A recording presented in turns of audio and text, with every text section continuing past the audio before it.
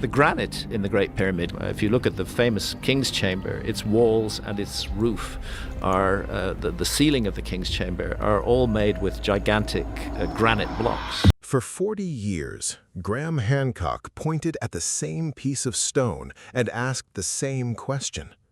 Nobody in the academic establishment wanted to answer it. They wanted him to go away. They called him unqualified. They called him dangerous. They called his work a threat to public understanding of science and history. Then a material scientist with no prior stake in the debate pointed a scanning electron microscope at 4,000-year-old granite and found something that made the entire field stop.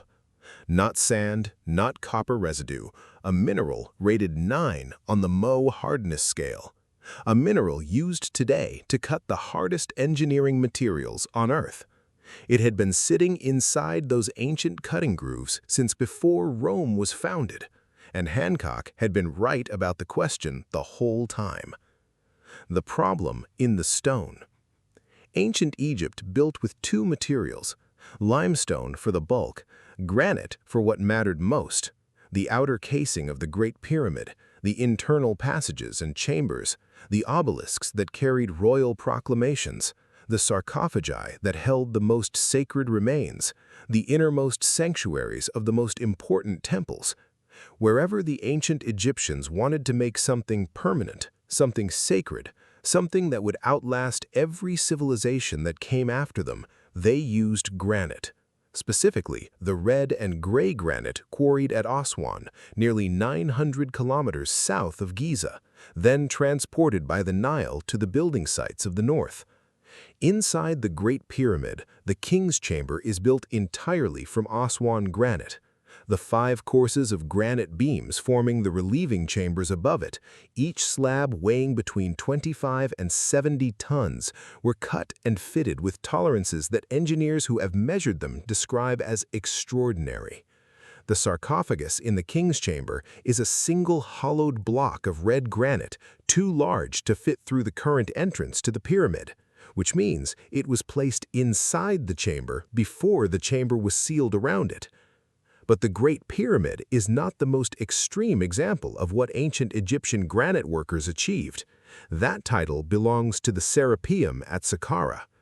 Carved into the bedrock beneath the desert south of Cairo, the Serapeum contains a series of burial chambers for sacred Apis bulls. Inside those chambers sit granite sarcophagi, large boxes of red and black granite, each weighing between 70 and 80 tons, cut from single blocks of stone.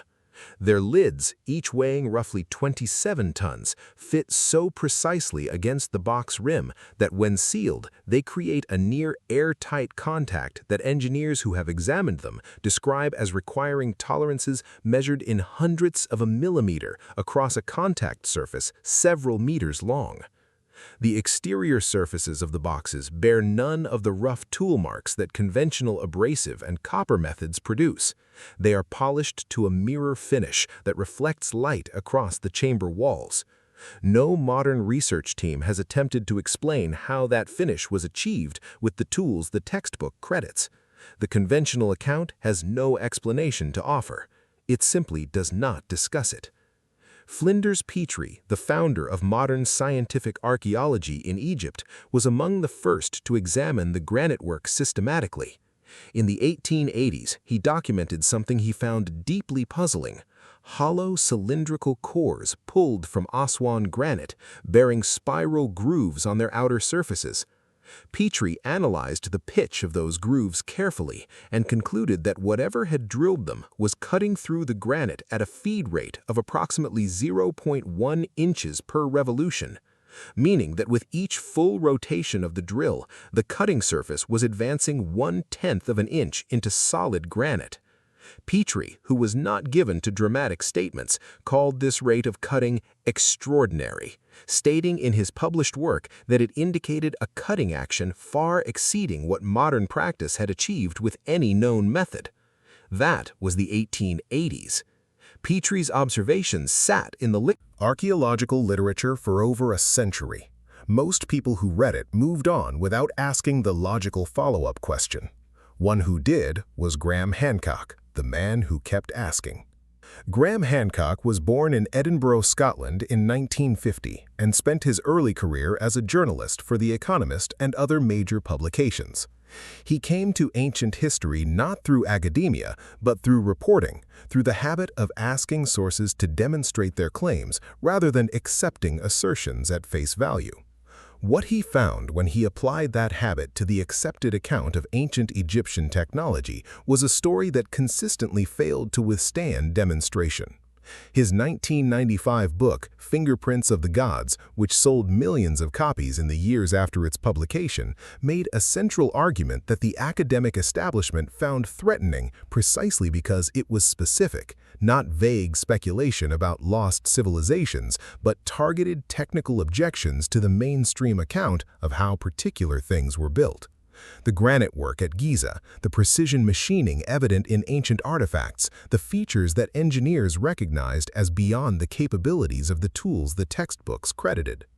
The response from professional Egyptology was not engagement, it was dismissal. Hancock lacked formal credentials, therefore his observations could be set aside.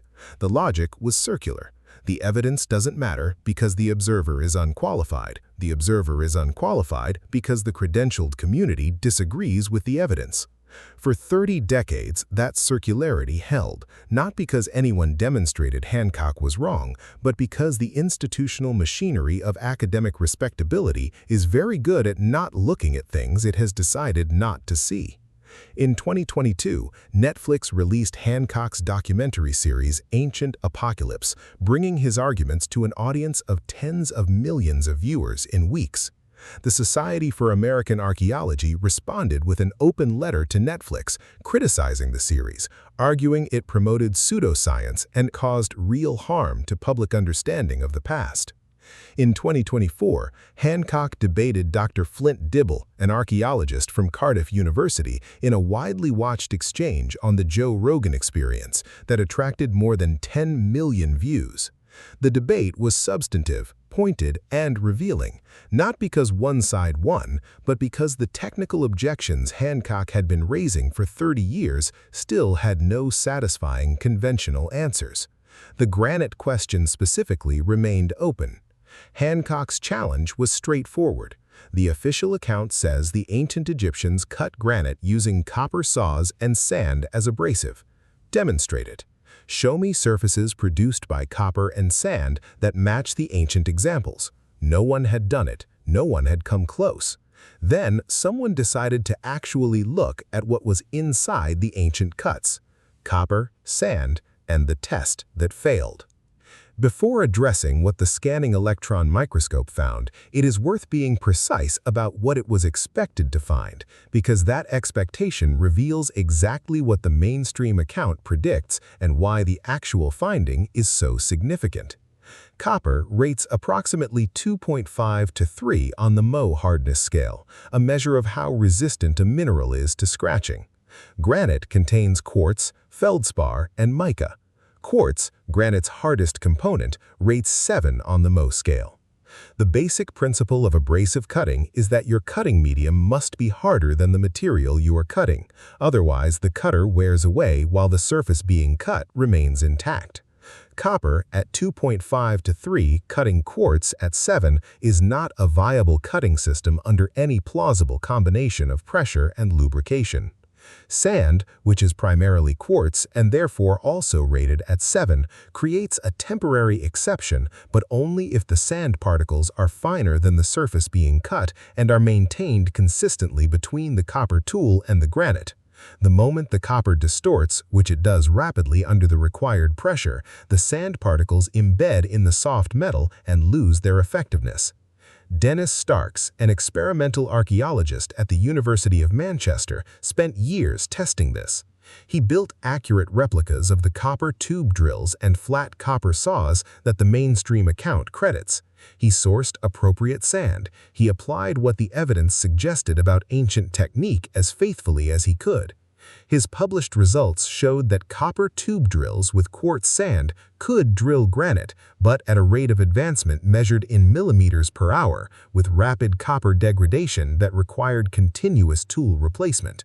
The surfaces produced were rough, inconsistent, and bore no resemblance to the clean, continuous spiral grooves that Petrie had documented.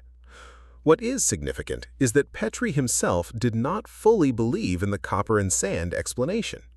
In his original published analyses of the drill cores, he suggested that the cutting efficiency implied by those spiral grooves could only be accounted for by a tool fitted with fixed cutting points of a material harder than quartz. He specifically mentioned corundum and jewels as candidates. Petrie wrote this in the 1880s. The academic mainstream subsequently chose the copper and sand framework, and Petrie's own stated reservations were quietly set to one side, where they sat for over a century, until Dr. Masoudi's microscope went looking for what the stone actually contained. Chris Dunn, a precision machining professional with 4 decades of experience working with CNC equipment and aerospace tolerances, examined ancient Egyptian granite artifacts firsthand and published his conclusions. He found surfaces flat to within thousandths of an inch across meters. He found drill holes maintaining perfect circularity throughout their full depth. He described these results as matching or exceeding the standards achievable with modern precision manufacturing equipment. Not approximately matching, matching precisely. When 2 independent approaches, experimental archaeology and professional engineering assessment, both fail to support the copper and sand explanation, the honest intellectual response is to ask what the stone itself says about how it was worked. That is exactly what Dr. Masoudi decided to do. What the microscope found. Dr. Masoudi is a specialist in tribology, the science of friction, wear, and the interaction of surfaces under pressure and motion. It is one of the most precise disciplines in material science, concerned with understanding at a molecular level what happens when one material moves against another. His expertise had nothing to do with ancient Egypt before this investigation. That independence was, for the purposes of the research, essential. The tools Dr. Masoudi and Hancock used were scanning electron microscopy, which images surfaces at magnifications thousands of times greater than optical microscopes, and energy dispersive X-ray spectroscopy, which identifies the chemical elements present in a sample by analyzing the X-rays it emits under electron bombardment. Together, these instruments do not simply show what a surface looks like, they show what it is made of at the level of individual elements and compounds. They examined ancient Egyptian granite cutting surfaces, the interiors of tool grooves made 4,000 years ago and left undisturbed since, surfaces that no one had previously thought to analyze with instruments of this precision. Dr. Masoudi expected to find quartz, sand, copper residue, the chemical fingerprint of the tools the textbooks described. What energy dispersive spectroscopy returned was something else entirely: corundum, aluminum oxide, Al2O3, the mineral that forms rubies and sapphires in its crystalline state, rated 9 on the Mohs hardness scale, harder than quartz, harder than any component of granite, second only to diamond. The same mineral that industrial abrasive manufacturers synthesize today, specifically because nothing else cuts engineering hard materials as effectively. This was not a trace contamination. The corundum particles were embedded within the cutting grooves themselves in positions and concentrations consistent with having been actively present during the cutting. They were not deposited afterward. They were there when the granite was cut. The microscopy revealed additional details that compounded the significance of the corundum finding. When a surface is worked by hammering or by an abrasive moving erratically under inconsistent pressure, the stone beneath the visible cut shows subsurface fracturing, microcracks propagating downward and outward from the cut line into the body of the material. Sand abrasion under copper produces this signature reliably. The ancient cut surfaces showed something different. A clean shear boundary with almost no subsurface fracturing, suggesting that the force applied during cutting was consistent, directional, and controlled to a degree that prevented energy from scattering laterally into the surrounding stone. In tribological terms, this is the signature of a hard, well-lubricated abrasive moving in a controlled path under steady pressure, not the signature of sand embedded in copper being dragged irregularly across a hard surface. The significance of this finding turns on one geological fact. Corundum does not occur naturally in Egypt in any form suitable for use as an industrial abrasive. The nearest major natural deposits lie in regions including Sri Lanka, India, and the eastern Mediterranean areas that ancient Egypt maintained trade relationships with. But accessing corundum from those sources and recognizing its cutting properties would have required deliberate identification, long-distance procurement, and systematic application. There is, notably, archaeological evidence that emery, a naturally occurring impure form of corundum, was traded in the ancient Mediterranean world. Deposits on the Greek island of Naxos supplied emery to craftsmen across the Aegean and beyond, from at least the Bronze Age onward. Egyptian craftsmen operating within one of the ancient world's most sophisticated trade networks had pathways to access corundum-bearing materials. What the microscope found was not an accident. It was evidence of a technology, systematic, deliberate, and sophisticated, that the official account had never described. The workshop test, a microscope finding, demonstrates what was present. It does not, by itself, demonstrate what was possible. Hancock understood this distinction, and he understood that his critics would reach for it immediately. So he tested it. In early 2023, Hancock organized controlled trials in a working granite workshop. Blocks of granite, copper tools, 3 abrasive conditions tested separately and sequentially. Experienced granite craftsmen and material scientists working together under controlled conditions with everything measured and recorded. First, copper tools with ordinary sand as abrasive, replicating the conventional account as faithfully as possible. The result matched Stock's earlier experiments: 0.5 millimeter of progress per hour, rapid copper degradation, rough and irregular cut surfaces bearing no resemblance to the ancient examples. The textbook method produced textbook results. In the worst sense, it did not work. Second, copper tools with ground quartz powder, a slightly finer and more consistent than sand, but chemically identical. Marginally better, still measured in fractions of a millimeter per hour, still rough.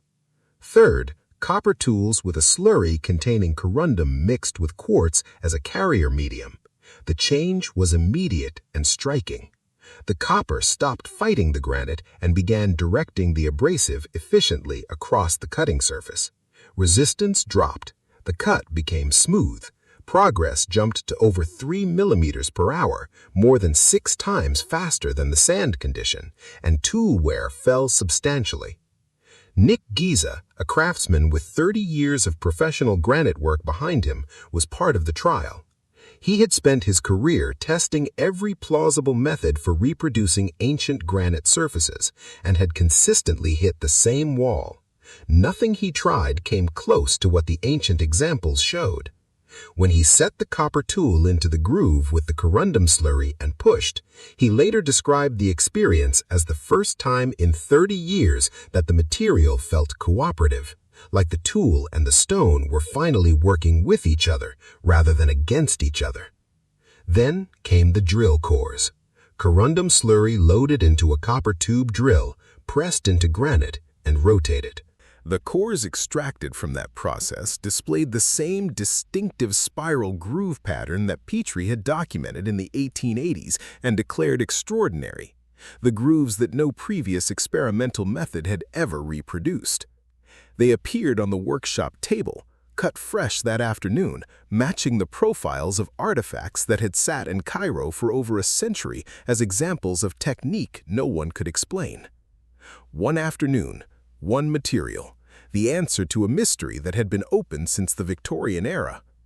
What the experiment also revealed was that the corundum method required real skill.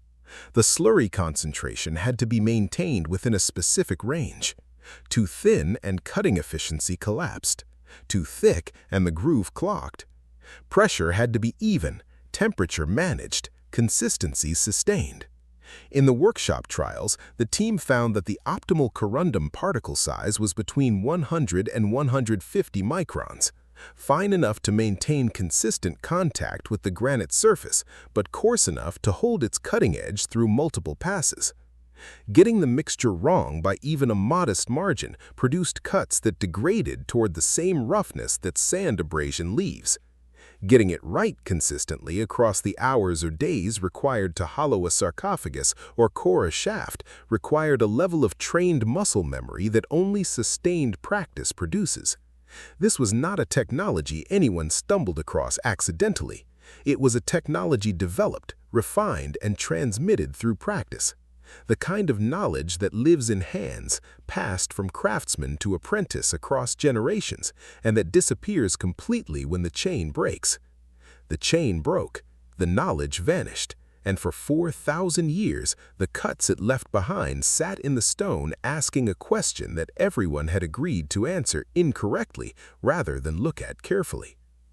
When Hancock presented these findings, first at a materials science conference in late 2023, then publicly, the response divided along predictable lines. The engineers and materials scientists in the room engaged with the data. Dr. James Harold, a geological archaeologist who had spent decades studying Egyptian quarrying methods, noted that abrasive slurries are inherently non-preserving. They work, they are used up, and they leave no residue that archaeological methods would detect as a deliberate tool. The corundum embedded in the cutting grooves might be the best physical evidence that will ever exist for this technology, precisely because it survived inside the cuts while everything else was consumed by the process. Harold described the hypothesis as warranting serious scientific investigation and called for controlled replication trials under peer-reviewed conditions. The normal scientific response to an unexpected finding supported by physical evidence.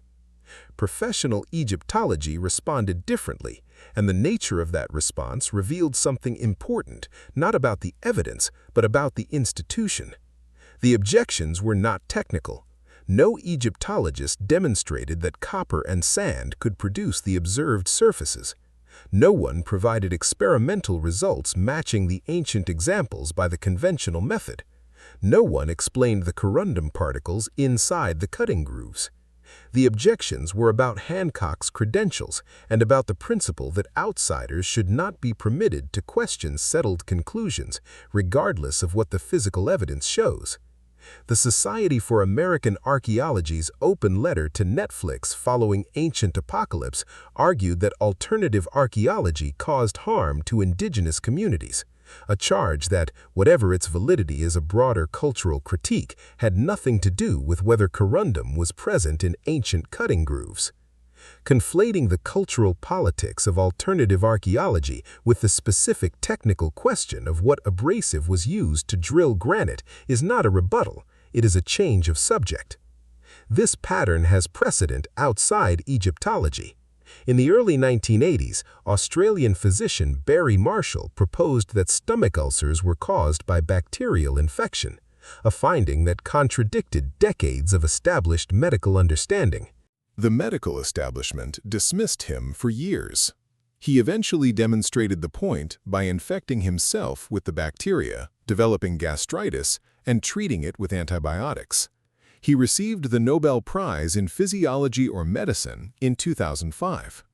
The lesson the Marshall case teaches is not that outsiders are always right. It is that the credential of the observer is not a substitute for examining the evidence the observer presents. Hancock addressed this directly in a 2024 interview. He said the response confirmed what he had understood for 30 years. The resistance to examining this evidence had never been primarily about truth. It was about authority, about who controls the definition of the ancient past and who is allowed to contribute to revising it, about a system in which the price of admission is deference to existing conclusions, making genuine revision structurally impossible from within. The parallel situations are not hard to find. Across several other ancient sites where granite and hard stonework defies conventional explanation, the megalithic precisely fitted walls at Sacsayhuaman in Peru, The H-blocks and other precision stonework at Pumapunku in Bolivia, the colossal temple stones at Baalbek in Lebanon, where a single quarried stone, called the Stone of the Pregnant Woman, weighs approximately 1,650 tons, making it the largest quarried block in human history. The same pattern holds. Extraordinary physical evidence, conventional explanations that fail under testing, institutional resistance to examining the gap between the two. The ancient world's granite program operated across centuries, employed thousands of people, and moved stones of 100 tons or more across 900 kilometers of river. The scale suggests not a secret held by one craftsman, but a systematic industrial technology maintained across generations, documented not in surviving texts, but in the cuts left in the stone. Those cuts have been there the whole time. The electron microscope simply finally asked them what they were made of. What changes? Now the Corundum finding does not explain everything about ancient Egyptian stone technology. It explains one specific thing: what made certain cutting processes work at a precision that copper and sand cannot achieve. How the corundum was sourced, processed, and distributed at industrial scale remains an open question. Whether similar findings will emerge from systematic examination of stone surfaces at other ancient sites is something no one has yet tested comprehensively. What the finding does with considerable force is close one specific argument: the argument that there is no evidence of a technology beyond copper and sand. There is now evidence. It is sitting in the ancient cutting grooves. The electron microscope found it. What it opens is the much larger question Hancock has been pointing at since 1995. If the conventional account was wrong about this, if the answer to one of the most specific and testable challenges to mainstream Egyptology turns out to be confirmed by material science, what else in the accepted account deserves the same careful physical examination? The ancient granite drill cores that Petrie documented in the 1880s are still in the Cairo Museum. The surfaces are still there to scan. The analytical instruments now exist that did not exist in Petrie's time. The question of what made those grooves can now be tested rather than assumed. And the Serapeum boxes at Saqqara, those 70 to 80-ton granite enclosures with their near-airtight lids and mirror-polished surfaces, have never been analyzed with energy-dispersive X-ray spectroscopy. No one has pointed a scanning electron microscope at their interior surfaces and asked what abrasive left its signature in the polish. The answer to that question is sitting in the stone, preserved in the same way the corundum was preserved in the cutting grooves at Giza, waiting, as Petrie's drill cores waited, for someone to look with the right instrument. If this is the kind of investigation that keeps you awake, subscribe now, because the next surface being scanned belongs to a site that makes this one look straightforward, and I want you here when those results come back.